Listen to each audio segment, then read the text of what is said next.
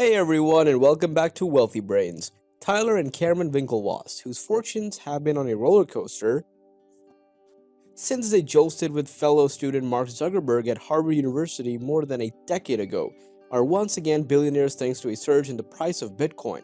The twins bought $1 million worth of Bitcoins in 2013, according to the New York Times, and soon became evangelists, creating crypto exchange Gemini Trust Co., the 39-year-old brothers, who gained widespread fame following the release of the 2010 movie The Social Network, briefly became billionaires in 2017 when Bitcoin soared to a record before the volatile currency plummeted. Bitcoin has more than doubled this year to $56,000, partly driven by fears that massive central bank raising and fiscal stimulus will debase currencies. Each of the twins is worth about $1 billion, according to the Bloomberg Billionaires Index. The Winklevoss twins have carved an unorthodox path towards fame in the American business world. They went to Harvard University and then on the Olympics as rowers. Along the way, they fought a legal battle with Mark Zuckerberg over the ownership of Facebook. In the Oscar-nominated movie, The Social Network, they were portrayed as uptight gentry outwitted by Mr. Zuckerberg, the brilliant budding tech mogul. Cameron, the left-handed Winklevoss brother, and Tyler, the right-handed one, followed that with a risky bet. They used money from a $65 million settlement with Mr. Zuckerberg to load up on Bitcoin. That turned them into the first prominent virtual currency millionaires in 2013. More than a few people in Silicon Valley and on Wall Street saw the towering twins as the naive, if chiseled, faces of the latest tulip bulb mania. Many still do. But the soaring value of Bitcoin in recent months is giving the brothers a moment of vindication, and quite a bit more than that. Their Bitcoin stockpile was worth around $1.3 billion on Tuesday. If nothing else, the growing fortune of the 36-year-old Winklevoss twins is a reminder that for the small investors getting into Bitcoin this year, the biggest winners have been a relatively small number of early holders who had plenty of money to start with and have been riding a price roller coaster for years. Some of these new Bitcoin millionaires are cashing out and buying Lamborghinis, professional hockey teams, or even low-risk bond funds. The twins, though, said they had no intention to diversify. "We still think it is probably one of the best investments in the world and will be for the decades to come," Tyler Winklevoss said. They have collected an additional $350 million or so of other virtual currencies, most of it in the Bitcoin alternative called Ethereum. The brothers are also majority owners of the virtual currency exchange they founded, Gemini, which most likely takes their joint holdings to a value of well over $2 billion, or enough to make each of them a billionaire. They have sold almost none of their original holdings. While they both have apartments in downtown Manhattan, they say they relatively live a Spartan life with few luxuries. Cameron drives an old SUV. Tyler doesn't have a car at all. The Winklevoss twins' financial rise began during their settlement with Mark Zuckerberg in 2008. The lawyers urged them to take the $45 million in cash, but they wanted to be paid in shares of Facebook. The lawyers thought we were crazy, Cameron Winklevoss said last week. "We thought they were crazy for taking cash." By the time Facebook went public in 2012, their stock was worth around $300 million.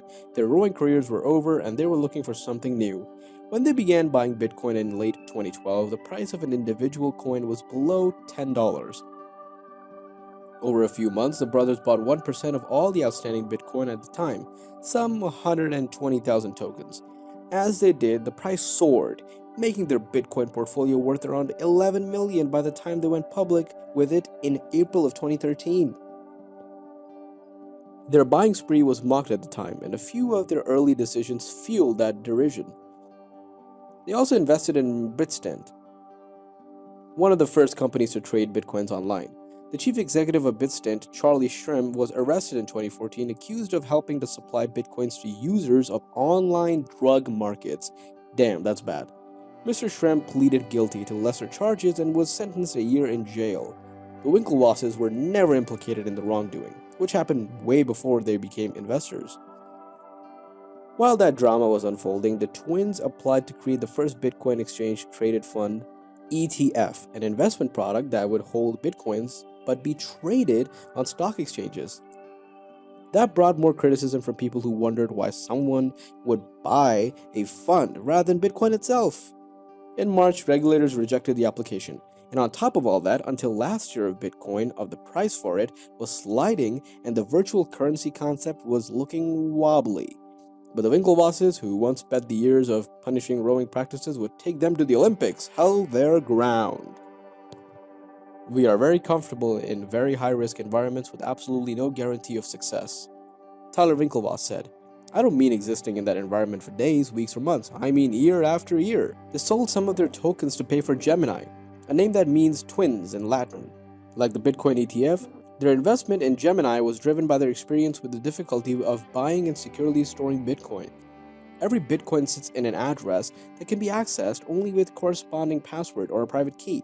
The problem with this system is that anyone who gets a hold of a private key can easily take the Bitcoin, and unlike money taken from a bank account, stolen Bitcoin are essentially impossible to retrieve. A number of virtual currency exchanges and wallets have collectively lost billions of dollars worth of Bitcoin to thieves. The Winklevosses came up with an elaborate system to store and secure their own private keys. They cut up printouts of their private keys into pieces and then distributed them in envelopes to safe deposit boxes across the country. So if one envelope were stolen, the thief would not have the entire key. With Gemini, they have created a high-tech version of this process to hold customer money. Getting into the company's wallets requires multiple signatures from cryptographically sealed devices that were never linked to the internet. Gemini got a license from New York State regulators that allows them to hold Bitcoins for regulated banks and asset managers, something essentially no other virtual company can do. That has turned Gemini into one of the most trusted destinations of sophisticated investors. Gemini is now expanding from its old 5,000 square foot offices to new 35,000 square foot facilities in Midtown Manhattan. This doesn't mean Gemini or the Winklevosses have ironed out all the kinks. Like many other exchanges, Gemini has struggled to stay online in the deluge of new customers in recent weeks. These growing pains are part of the reason the brothers say they're holding on to their Bitcoin. They said they might look at selling when the value of all the Bitcoin in circulation approaches the value of all gold in the world. Some $7 or $8 trillion compared to with the 310 billion value of all Bitcoin on Tuesday, given that they think Bitcoin is set to replace gold as a rare commodity. But then Tyler Winklevoss questioned even that. In a funny way, I'm not sure we'd even sell there, he said. Bitcoin is more than gold. It's a programmable store of money. It may continue to innovate. That is all for today, folks. Would you like to add anything? Let us know in the comment section below, and if you enjoyed this video, then leave a like and subscribe if you are new. And tell me, did you like the Social Network movie? And I'll see you in the next video.